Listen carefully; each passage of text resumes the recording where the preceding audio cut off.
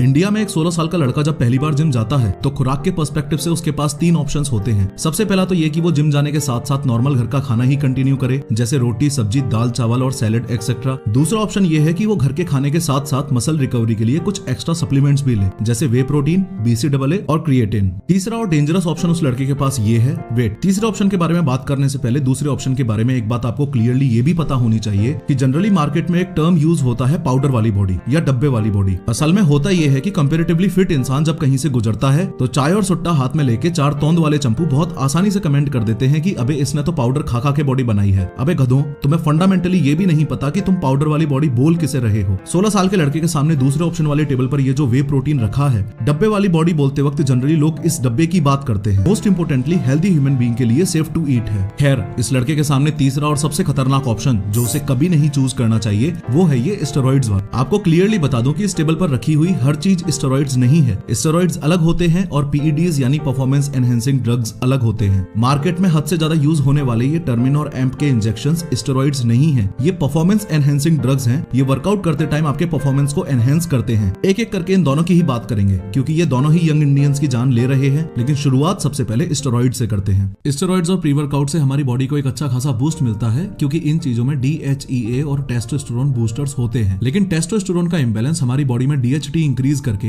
एक बहुत बड़े साइड इफेक्ट को जन्म देता है जो है हेयर लॉस। नहीं भाई, स्टेरॉइड्स वो हार्मोन्स हैं जो अपनी बॉडी में भी पाए जाते हैं। बेसिकली स्टेरॉइड्स हमारी बॉडी के ग्रोथ और रिप्रोडक्टिव फंक्शंस को रेगुलेट करते हैं। ह्यूमंस में नेचुरली जो स्टेरॉइड हार्मोन्स पाए जाते हैं उसमें है ये टेस्टोस्टेरोन, ईस्ट्रोजन और कोर्टिसोल एक्सेट्रा। में इनको बाहर से बॉडी के अंदर भी डाला जाता है कोई भी स्पेसिफिक रिजल्ट अचीव करने के लिए। जैसे सिंथेटिक स्टेरॉइड्स बेसिकली 2 कैटेगरीज में आते हैं, कोर्टिकोस्टेरॉइड्स और anabolic steroids. Corticosteroids mainly medical purpose के लिए यूज होते हैं। जैसे अर्थराइटिस के पेशेंट को जो मेडिसिन दी जाती है उनमें ऑलरेडी स्टेरॉइड्स हैं, पर चूंकि इस केस में स्टेरॉइड शरीर के अंदर डॉक्टर के सुपरविजन में जा रहा है इसलिए प्रॉब्लमेटिक नहीं है। बॉडी बिल्डिंग के लिए, वी शेप बॉडी के लिए, तगड़ा दिखने के लिए या आजकल तो इंस्टाग्राम रील्स बनाने के लिए शरीर के बाहर से जो सिंथेटिक ग्रोथ हार्मोन शरीर के अंदर डाला जाता है बस उसे ही एनाबॉलिक स्टेरॉइड बोलते हैं। पर अभी भी एक क्वेश्चन तो ये भी है कि एनाबॉलिक स्टेरॉइड्स लेने से बॉडी बन क्यों रही है। देखो, ये एक मेल है और ये एक फीमेल है। इन दोनों के अंदर ये दोनों ही हार्मोन्स प्रेजेंट होते हैं, टेस्टोस्टेरोन और ईस्ट्रोजन। अब चूंकि मेल्स के अंदर जो सेक्स हार्मोन होता है वो भी टेस्टोस्टेरोन ही है, इसलिए मेल्स में ईस्ट्रोजन के कंपैरिजन में टेस्टोस्टेरोन काफी ज्यादा होता है और फीमेल्स में जस्ट उल्टा होता है। टेस्टोस्टेरोन के कंपैरिजन में ईस्ट्रोजन काफी ज्यादा होता है। जो लोग बॉडी बनाने के लिए एनाबॉलिक स्टेरॉइड्स लेते हैं वो बेसिकली और कुछ नहीं कर रहे, बस बाहर से और ज्यादा से ज्यादा टेस्टोस्टेरोन अपनी बॉडी में डाल रहे। 10 जनवरी 2022 Safdarjung hospital Delhi ICU ward. 19 साल के इस लड़के की रिपोर्ट्स फाइनली डॉक्टर्स को मिल गई हैं, लेकिन इस सीनियर डॉक्टर को समझ ही नहीं आ रहा कि ये शॉकिंग न्यूज उस लड़के के पेरेंट्स को कैसे सुनाई जाए। फाइनली डॉक्टर ने हिम्मत करके बोल ही दिया, ज्यादा स्टेरॉइड्स लेने की वजह से आपके बेटे को ब्लड कैंसर हो गया है।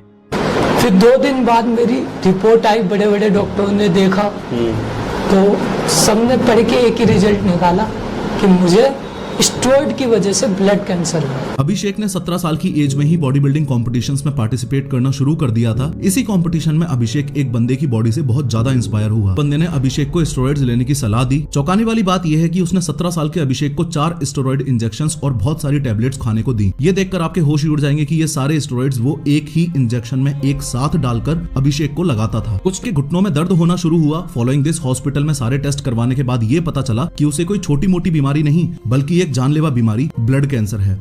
इनफैक्ट ग्राउंड रियलिटी भी यही है कि खुद के 10-20% कमीशन के लिए ट्रेनर्स अपने कनेक्शंस का यूज करके जिम में आने वाले नए लड़कों को स्टेरॉइड्स दिलवा रहे हैं। क्योंकि अगर 16 साल का लड़का किसी भी मेडिकल शॉप पर जाके डायनाबॉल का पत्ता मांगेगा तो केमिस्ट पूछ लेगा कि भाई क्यों चाहिए, लेकिन वहीं अगर जिम ट्रेनर अपना जैक लगवा के उसी केमिस्ट शॉप से वही डायनाबॉल का पत्ता खरीद के उस 16 साल के लड़के को 200-500 रुपए बढ़ा के इजीली बेच सकता है। इस स्टेरॉइड्स के यूज को लेकर इंडिया में आज मिस इन्फॉर्मेशन इस हद तक पहुंच चुकी है कि यूट्यूब पर जो एनाबॉलिक स्टेरॉइड्स यूजेज इफेक्ट्स की बिफोर और आफ्टर वीडियोस पड़ी हैं, उन वीडियोस के कमेंट सेक्शन में लोग पूछ रहे हैं कि भाई बता दे कैसे कैसे लेना है। सब्सटेंस जो नेचर के खिलाफ है, जो इंस्टाग्राम पर बॉडी शो ऑफ के लिए लिया जा रहा है, जो high blood pressure, cholesterol, heart problems, इस तरह से गंजापन, सैगी या लूज स्किन और लिवर को फेल कर देता है। साइंटिफिक टर्म है गायनेकोमेस्टिया या शॉर्ट में गायनो भी बोल दिया जाता है। आसान भाषा में बोलूं तो मैन बूब्स। इन एनाबॉलिक स्टेरॉइड्स की वजह से बॉडी में इस टेस्टोस्टेरोन हार्मोन की मात्रा बहुत ज्यादा क्वांटिटी में बढ़ जाती है। चूंकि सारा टेस्टोस्टेरोन तो बॉडी यूज नहीं कर सकती है, इसलिए बॉडी में एक प्रोसेस शुरू होता है, एरोमेटाइजेशन। ये प्रोसेस कुछ ऐसा ही है जिस तरह से पानी आइस में चेंज हो जाता है। मैं आपको बता दूं कि ईस्ट्रोजन वही हार्मोन है जो फीमेल्स में ब्रेस्ट डेवलपमेंट में हेल्प करता है। फॉलोइंग दिस, मेल्स में टेस्टोस्टेरोन के एरोमेटाइजेशन से कुछ इस तरह से ब्रेस्ट डेवलपमेंट होना शुरू हो जाता है। इतने सब साइड इफेक्ट्स के अलावा जो सबसे खतरनाक साइड इफेक्ट है,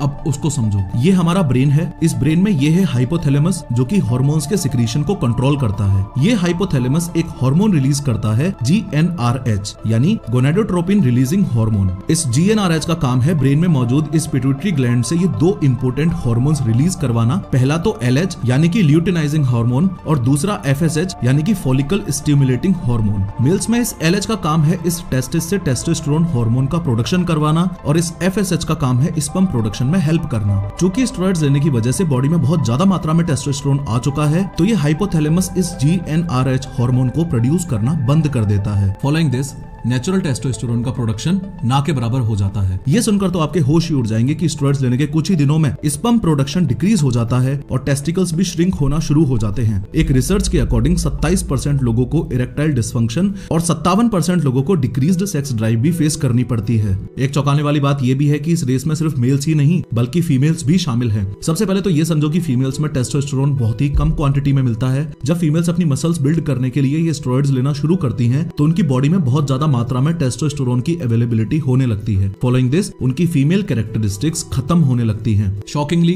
उनकी आवाज चेंज होते होते आदमियों की तरह हो जाती है और बॉडी पर एक्सेस में बाल आने लग जाते हैं। आप बिलीव नहीं करोगे, पर आदमियों की तरह बियर्ड्स आने लगती हैं, और इस ज्यादा टेस्टोस्टेरोन की वजह से क्लिटोरल एनलार्जमेंट तक हो। स्टेरॉइड्स अब्यूज का ये एक बहुत बड़ा साइड इफेक्ट है। इस केस में गुस्से का, एग्रेशन का और मारपीट का अचानक से एक बड़ा स्पाइक आता है और फिर वो इंसान थोड़ी देर बाद नॉर्मली बिहेव करने लगता है। अब स्टेरॉइड्स के केस में एग्रेसिवनेस का जो फेज आपने देखा, उससे भी कई गुना ज्यादा खतरनाक फेज एम्प और टर्मिन के केस में होता है। इनफैक्ट आपको यह भी पता होना चाहिए कि स्टेरॉइड्स कोई सस्ती दवाइयां नहीं है, काफी महंगी दवाइयां हैं और स्टेरॉइड्स की एक साइकिल में काफी खर्चा हो जाता है। इसलिए काफी लोग अपनी वर्कआउट की परफॉर्मेंस को एनहेंस करने के लिए सब्स्टिट्यूट के रूप में टर्मिन के इंजेक्शंस लगा लेते हैं। टर्मिन की एक 10 ml की वाइल इतनी सस्ती है कि सिर्फ 230 रुपए की आ जाती है। लेकिन सस्ती तो चूहे मारने की दवाई भी आ जाती है। कोई चीज सस्ती है इसका मतलब ये थोड़ी हुआ कि उसको कंज्यूम कर लो, स्पेशली उस केस में जब वो किसी और पर्पस से बनाई गई हो। सच बात तो यह है कि इस टर्मिन का यूज स्पाइनल सर्जरी के टाइम किया जाता है। स्पाइनल सर्जरी के दौरान जब एनेस्थीसिया देने की वजह से बंदा शॉक में चला जाता है और उसका ब्लड प्रेशर एकदम से गिरने लगता है, तो ये टर्मिन का इंजेक्शन लगाकर उस पेशेंट को रिवाइव किया जाता है। इन शॉर्ट, ये टर्मिन हार्ट फेल होने से बचाने के लिए कुछ रेयर केसेस में दिया जाता है। बात यूजेज की चल ही रही है, तो ये भी समझ लो कि अपनी वर्कआउट परफॉर्मेंस को इंप्रूव करने के लिए जिस एम्प का यूज बॉडी बिल्डर करते हैं, वो इंजेक्शन हॉर्स रेसिंग में यूज होता है और घोड़ों को लगाया जाता है। इन बढ़ने से पहले सिर्फ 30 सेकंड में ये बात आपको क्लियरली विजुअलाइज्ड होनी चाहिए कि स्टार्टिंग में 16 साल के लड़के के पास ये तीनों ऑप्शंस थे। जिम जाने के साथ साथ न्यूट्रिशन के रूप में बेसिक घर का खाना,